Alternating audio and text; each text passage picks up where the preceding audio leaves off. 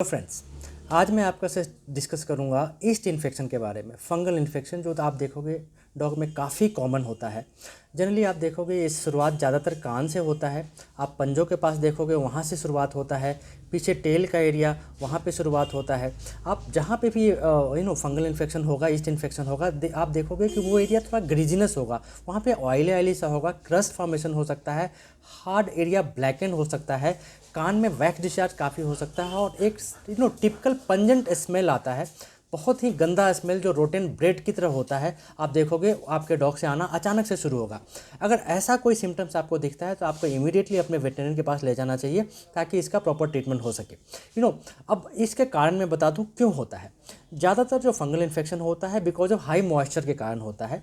अगर जनरली आप देखोगे कि डॉग के पंजे से स्वेट निकलते हैं, वहाँ पे स्वेट ग्लैंड होते हैं। अगर डॉग वहाँ पे लगातार लीक करता है तो भी मॉइस्चर बना रहता है और कंटिन्यूस मॉइस्चर के कारण वहाँ पे ईस्ट इन्फेक्शन हो जाता है।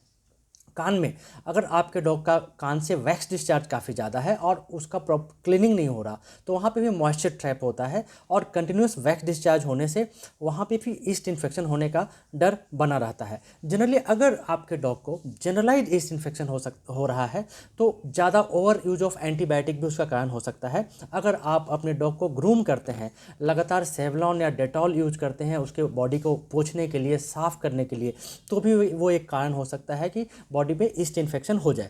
आप देखोगे जनरली ईस्ट इन्फेक्शन ईस्ट जो है बॉडी पे ऑलरेडी होता है, हमेशा हर डॉग के होता है, लेकिन जब किसी प्रकार से ओवर ग्रो करने लग जाए, वो मल्टीप्लाई करना शुरू कर देता है, तब डॉग को ईस्ट इन्फेक्शन होता है। ये मल्टीप्लाई कब करता है? अगर बॉडी पे बैक्टीरिया की जो संख्या है, नॉर्मली बैक्टीरिया और फंगस हमेशा बॉडी पे एक लेवल पे होता है। दो कंडीशन में ग्रो करना शुरू हो जाता है। अगर आप ज़्यादा over use of antibiotic use कर रहे हो, एंटीसेप्टिक यूज कर रहे हो, तो जो बैक्टीरियल पॉपुलेशन है जो ईस्ट को बैलेंस करके रखता है वो खत्म होने लगता है और ईस्ट ओवर ग्रो करना शुरू कर देता है और आपके डॉग को ईस्ट इन्फेक्शन हो जाता है। दूसरा, ऑटो इम्यून डिजीज। अगर आपके बॉडी का जो इम्यूनिटी लेवल है या तो कम काम कर रहा है या ज़्यादा काम कर रहा है। अगर बॉडी का इम्यूनिटी लेवल कम काम कर रहा है तो भी फंगल इन्फेक्शन होने का डर है, क्योंकि जो सेल्फ इम्यूनिटी होती है, सेल्फ प्रोटेक्शन है, वो खत्म हो जाता है। और अगर आपके डॉग का बॉडी का इम्यूनिटी लेवल ओवर एक्टिव है तो कभी कभी अपने बॉडी के सेल के अगेंस्ट ही वर्क करना शुरू हो जाता है और जिसकी वजह से डॉग को एलर्जी की समस्या शुरू हो जाती है और जो स्किन है, हेयर फॉलिकल्स है, स्किन इम्यूनिटी है, वो काफ़ी वीक हो जाती है और आपके डॉग को ईस्ट इन्फेक्शन होता है। एक और जो कारण है जनरली देखा गया है कि एलर्जी।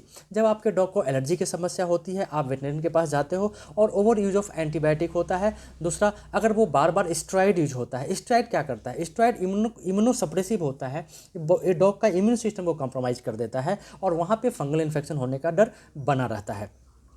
अब आप इसको रोकोगे कैसे? जनरली पहचान लिया आपने, कारण जान लिया, रोकोगे इसको ट्रीट कैसे करोगे? जनरली आप इम्यून सिस्टम पे वर्क करो। पहला चीज़ तो अगर आप एंटीसेप्टिक लगातार यूज कर रहे हो ग्रूमिंग के लिए तो उसको बंद करो। बिल्कुल सेवलॉन या डेटॉल पोंछने के लिए यूज नहीं करना है। नॉर्मल गुनगुना पानी काफ़ी है। अगर आप स्पॉन्ज करना चाहते हैं तो गुनगुना पानी तौलिया के साथ यूज करें, वो काफ़ी है। दूसरा, उसके इम्यूनिटी पे वर्क करो। आप उसको प्रोबायोटिक दो। अगर गट हेल्दी रहेगा, इम्यूनिटी हेल्दी तो इम्यून सिस्टम बेटर वर्क करेगा, एंटी इन्फ्लामेटरी इफेक्ट होता है उसका और ईस्ट इन्फेक्शन कंट्रोल में रहेगा। न्यूट्रिशनल सप्लीमेंट, अच्छा डाइट दो आप, ओमेगा 3 फैटी एसिड्स का सप्लीमेंट दो, विटामिन ए का सप्लीमेंट दो, वो स्किन इम्यूनिटी को बेटर करता है। तो छोटी मोटी जो इन्फेक्शन है उसको वैसे ही कंट्रोल कर लेते हैं।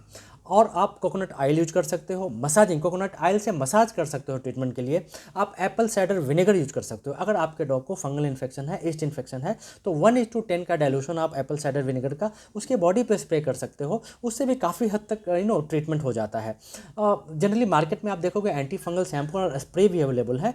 आप एंटी फंगल शैम्पू यूज कर सकते हो, कीटोकोनोल जोलोबेस, एंड स्प्रे भी यूज कर सकते हो। बट अगर जनरलाइज इन्फेक्शन है तो कभी भी ज़्यादा घर पर ट्रीटमेंट करने की जरूरत नहीं है, क्योंकि इन्फेक्शन अगर बहुत ज़्यादा फैल गया तो उसके हेल्थ के लिए अच्छा नहीं है और ट्रीटमेंट करना बहुत मुश्किल हो जाता है।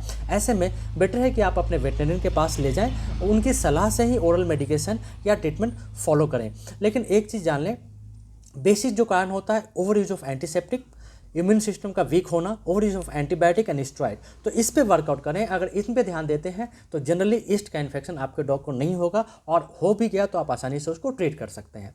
Thank you very much friend, thank you.